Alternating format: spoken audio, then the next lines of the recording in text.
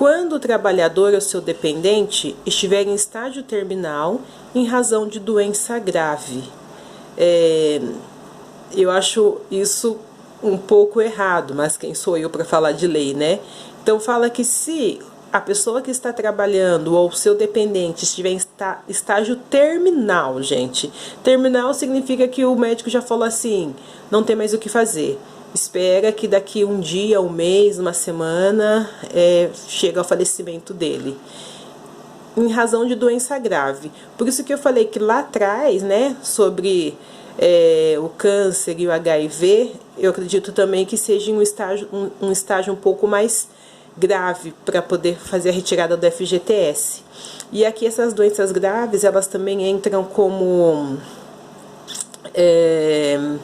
fígado, hepatite, doença de Chagas, HIV, câncer maligno. Eu acho que eu me recorde, realmente são só esses que a lei permite que estágio terminal você pode ir lá e liberar o seu caixão e seu enterro, né, na verdade. Porque a pessoa, quando ela está em estágio terminal, ela vai fazer o que com o dinheiro? Quando a conta permanecer sem depósito por 3 anos seguidos, cujo afastamento tenha ocorrido até 31 de julho de 90.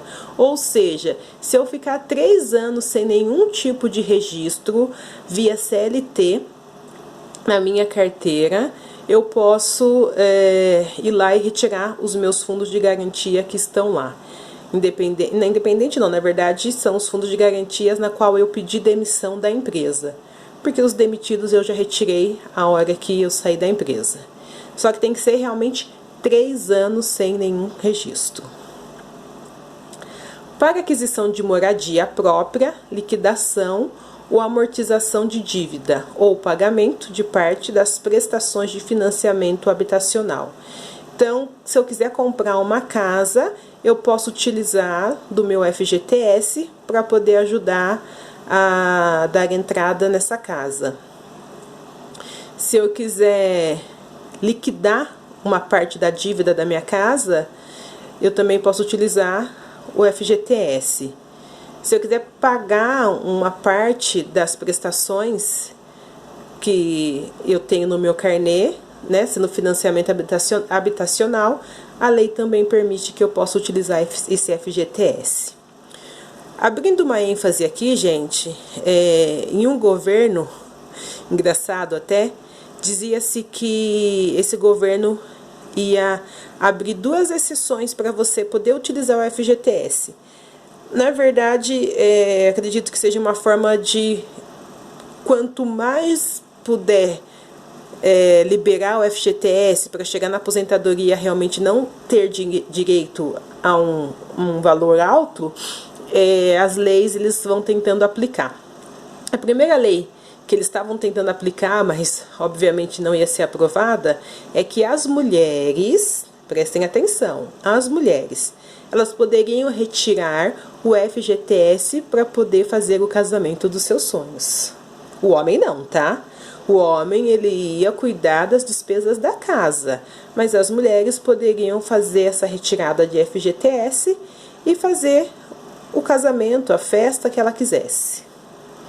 Aí a gente pergunta, né? Quem seria a mulher corajosa que poderia retirar o seu dinheiro para dar festa para ambas as famílias? Mas enfim, né? De repente tem as corajosas.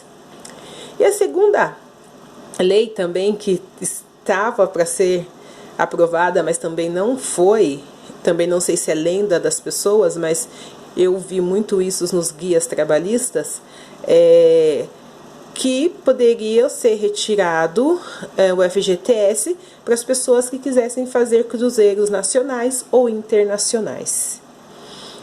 E aí, realmente, a gente pensa que pagar um cruzeiro e gastar mais dinheiro dentro do cruzeiro, realmente é levar todo o seu FGTS para uma diversão. Mas nenhuma dessas leis elas estão vigorando, tá? Dissídio de categoria e contribuição sindical. Através da coletividade entre os sindicatos dos trabalhadores e o patronal, podem ser ajustados muitos benefícios e melhorias, tanto para a empresa quanto para o trabalhador. O que é, então, gente, essa coletividade? Funciona assim: o dissídio é um aumento que todos os empregadores precisam dar uma vez no ano. Então, de um lado, eu tenho o sindicato nosso, que é dos trabalhadores. Do outro lado, eu tenho o sindicato patronal, que é dos patrões. E aí, o que acontece? Eles começam a tentar chegar num acordo, porque o sindicato dos trabalhadores quer dar um valor de aumento, o sindicato dos patrões quer dar outro valor de aumento. E aí, eles não conseguem chegar a um acordo. E aí vai-se, né, a briga até os dois conseguirem chegar a um consenso que beneficie ambas as partes. Os trabalhadores já possuem seus direitos assegurados pela CLT, porém os acordos entre os sindicatos, através da convenção coletiva, pode ser eficiente que chegam a virar, tão eficientes que chegam a virar leis trabalhistas, devendo ser respeitadas por todos. Então, nós sabemos que nós já estamos assegurados, nós que somos registrados, por tudo que a CLT nos propõe. Férias, 13º, INSS, FGTS, auxílio maternidade, acidente de trabalho, auxílio doença, salário família, dentre outros benefícios que nós sabemos que é de nosso direito. Assim também, como nós sabemos que é de nosso direito, ter esse dissídio uma vez no ano. Não está tão nítido dentro da CLT, mas fala que é um direito trabalhista e tem que ser respeitado.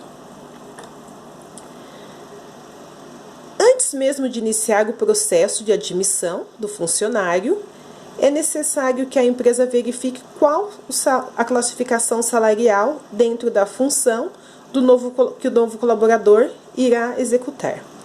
A pesquisa deverá ser realizada junto ao sindicato de categoria da determinada atividade. Vamos lá, então. Quando eu vou contratar um colaborador, eu não posso, de repente, contratar ele porque eu gostei dele. Eu preciso contratar ele porque a empresa necessita do serviço prestado por ele. Mas eu preciso, antes de qualquer coisa, verificar a classificação salarial dele dentro da minha cidade, dentro da minha região, dentro do meu estado, para ver se aquele valor que está locado em algum lugar vai ser de acordo com aquilo que eu tenho para pagar. Será que eu vou ter esse dinheiro disponível, esse salário disponível para pagar esse novo colaborador? Colocamos, por exemplo, cargos altos, chefes, gerentes, diretores, gestores. E aí eu contrato um ou duas pessoas numa função dessa, aonde se tem um salário elevado. Mas não é só o salário, gente. Porque se fosse só o salário, dá um jeitinho ali, produz mais, corta algumas coisas e paga-se. Mas além do salário, eu preciso pagar para ele o fundo de garantia, eu preciso pagar para ele as férias dele, eu preciso pagar para ele o 13º dele, eu preciso pagar a empresa que de repente dá o vale alimentação. Então eu preciso ter mais uma despesa de vale alimentação. Dependendo de quanto ele ganha, eu tenho mais a despesa do vale transporte. Eu tenho, de repente, mais um plano de saúde, ou se a empresa acaba abrangendo para a família, pode ser que eu tenha 3 ou 4 planos de saúde para pagar. Se a empresa abrange plano odontológico, a mesma coisa.